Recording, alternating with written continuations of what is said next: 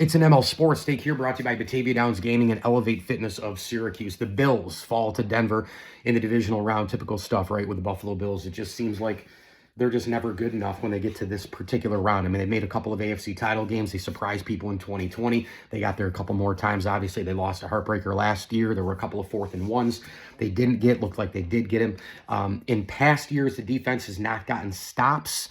In this particular game, I thought there were 3 big elements. Number one, Josh Allen was not good in this game. He threw 2 interceptions. He had a bad fumble. That was number one. I think if he's even a little bit better, I think if he throws 1 less pick and the fumble doesn't happen where you give him 3 points, and somebody might say to you, oh, 3 points. I mean, come on, it's only 3 points. Well, we lost by 3. And in these nip and tuck games, especially when you're on the road, it's 3 points. It's a big, big deal. And remember, they had to have their, 40-plus-year-old kicker make a 50-yarder to tie it, which brings me to the second part. The Buffalo Bills, Sean McDermott has done a great job. I thought he had a great year, by the way. But Sean McDermott, I know this is a very hard call, and I'm not blaming McDermott on the loss. I'm not blaming him for this. I thought it was mostly a well-coached game. I thought he was fantastic overall.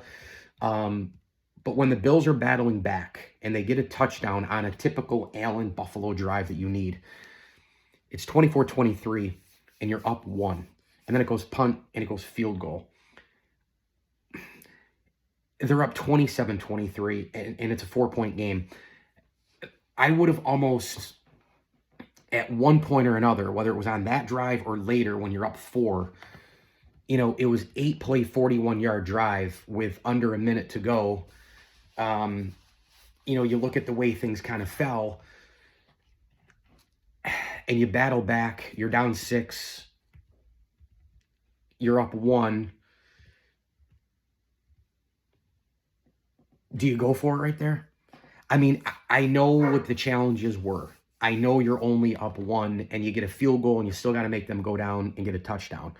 But they did get a touchdown in your home, and it always plays to your advantage in the regular season and playoffs when you're at home. It just kind of does. And I know there are new rules in overtime, and they made them for, the 13-second game. It's right. It's like Sean McDermott had terrible coaching. The Bills couldn't get a stop, and so the NFL said, oh, well, teams each need a possession.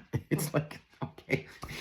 We're changing rules all the time, right? It's like this year, the Bills-Jaguars playoff game, they go to the digital monitor to get the chip in the football to see where'd the first down go. Well, it would have been nice if the Bills had that last year because they got the 4th down not once but twice, right? And I'm not blaming refs. The Bills lose games. It's just what they do in the divisional round. But it's just funny how we have to keep changing things. Be like, well, they lost this, so this is that. It's almost like the Baseball Hall of Fame argument, right? It's like, well, Alan Trammell's in, so Lou Whitaker has to be in. Harold Baines got in through Tony La Russa's politics, so Don Mattingly's a Hall of Famer. I mean, I would have, gosh, you're up 1 there. And I know Josh Allen had a brutal game, but you almost look at it and say, you go for it, risk reward. You're always kind of doing that. You got so close down there. You're at the 34. You end up getting that huge 9-yard run to the right, which is just awesome. 3rd and 5. I thought that might have been the best call of the whole night for the Bills. Allen just went 9 yards, just haywire, just running like an antelope up the right side. They get a 2-yard pass to Samuel down there, an incompletion, and it's a 31-yarder, and I know it's 3rd and 8, incomplete, and then I know it's 4th and 8 at the Denver 12. I know 4th and 8 is really, really hard, but if you don't get that, your defense has been balling out in the second half, minus players all over the place, banged up players left and right. The guys are going down like flies. The altitude, has anybody heard about the altitude in Denver? I don't know. Didn't hear about it all night, but didn't hear about it all week either. You're pinning him at the 12 there, and Bo Nix makes mistakes. How many times can you put your hands up and bat balls down? And they did it all game. Epinesa does it. Walker does it. They've done it all year. Greg Russo, right? Dan Orlovsky came out with that video last week about culture and that great 3rd down play where Bishop runs the ball and stops him, and then Shaq Thompson stops Trevor Lawrence on 4th and 2, and McDermott calls a timeout. And those plays matter. And the defense, it's just ravaged all the time. You're constantly in past years calling up A.J. Kleins and Balen Spectors, and you're relying on Trey frickin' White and Jordan Poyer this year. And, you have a Taylor Rapp go down, and you want to tell me about Bean not loading up corner safety. Do whatever you want. But in this game, guys are going down all the Cam Lewis. You're relying on Cam Lewis. You're relying on Taron Johnson, the nickel corner, who's had a terrible year, to play off his position, to go out on the X in the beginning of the game, and he's getting torched. I almost would have gone for it there. I mean, this was a game where I was almost like, this is insane. All the Bills' issues from the past, I'm trusting the defense in this game more than I'm trusting the offense. I'm trusting the defense to get stops more than I can trust Josh Allen. What kind of a world is this? So, you can be the judge. You can have your own opinion. It is what it is. Denver gets a touchdown. They go up 29-27,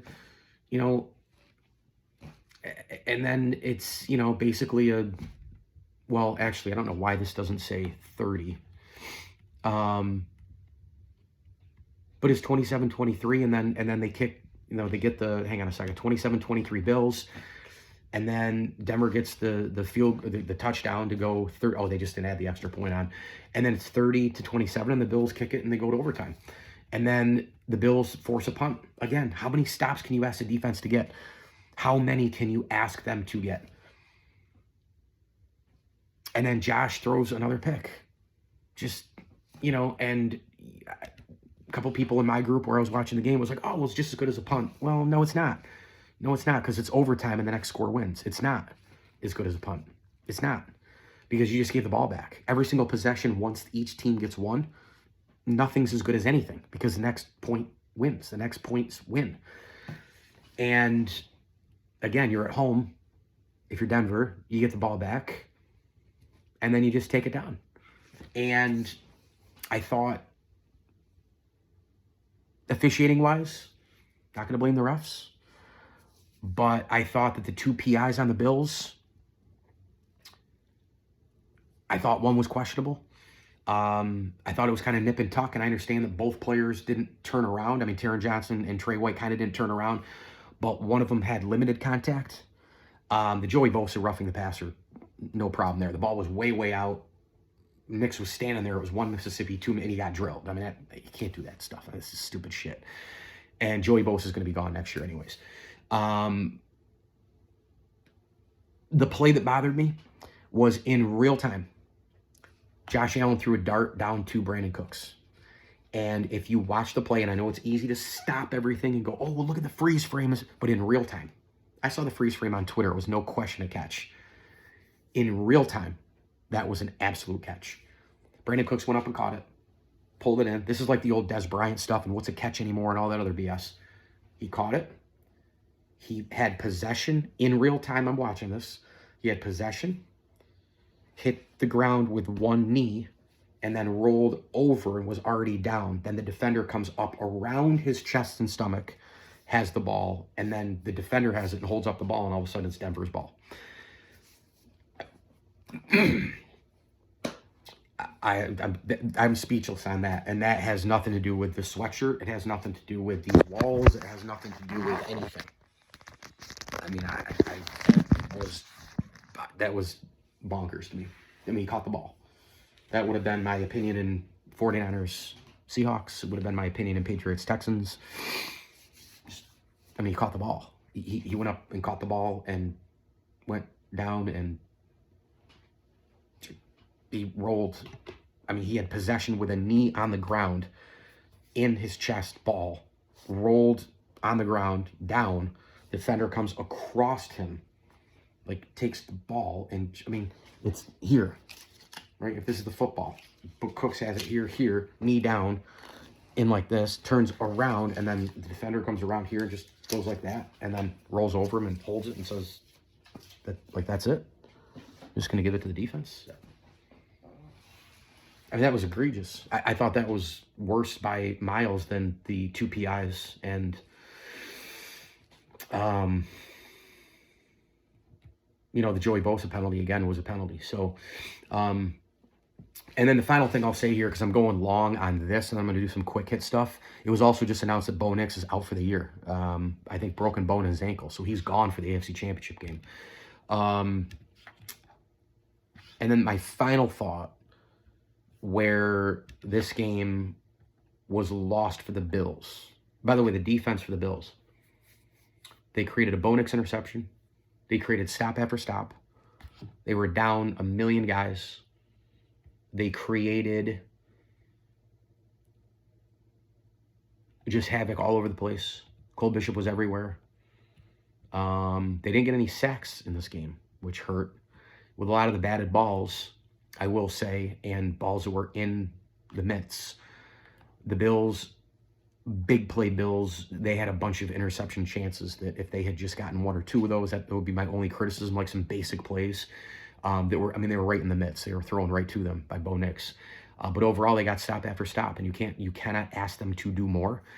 Josh Allen, you know, he lost 2 balls. James Cook lost a ball. I mean, they lost 3 fumbles and 2 interceptions for Josh Allen. He had 5 turnovers. The other big part of the game, and I think this was where it was really lost before the third quarter, the fourth quarter, the comeback, the PIs, the Bosa play, the Brandon Cooks catch, all that sort of stuff. The second quarter, to me, was it was a 10-10 game. Matt Prater kicks a 33-yard field goal. And the Bills, I thought, were in total control of the game with 2:13 to go. And then all of a sudden, they got to rely on Savage in the game. And Sean Payton knows exactly how to exploit bad defenders and weak, no-depth areas on a football team because he's an offensive coach and he's been here before. And Nick just throws kind of a teardropper to Jordan Humphrey. Jordan Humphrey's like the 5th option on the Broncos. And they go 17-10. And then Josh has that egregious fumble where he just has it in his hand, doesn't tuck it to like slide. The Bills are driving down to maybe even get like 3 points or, I don't know, just maybe hold it at 7. He loses the ball. And then they kick a field goal and it's a 10-point game. And at 10-10, I thought the Bills were controlling plenty of the game script, the program. And you go into the half and you're getting the ball coming out of the half. And you're like, well, you know that Josh is going to deliver one of those Bills touchdowns somewhere. And, well, did he ever? Denver got a field goal, and the Bills got one of those touchdowns, and then it was a ball game again. But that was a huge, huge, huge, huge, huge moment. Probably a number one over everything. You're at 10-10 controlling plenty of the game. All of a sudden, it's 20-10, and you go into half going like that. I'll have a lot more quick hit stuff coming up later. It's all brought to you by Barks and Rec Doggy Daycare, Stanley Law Offices, and Burn Dairy. Grab a deli sandwich and gas up your vehicle this week at Burn Dairy. As I always tell you, enjoy the games.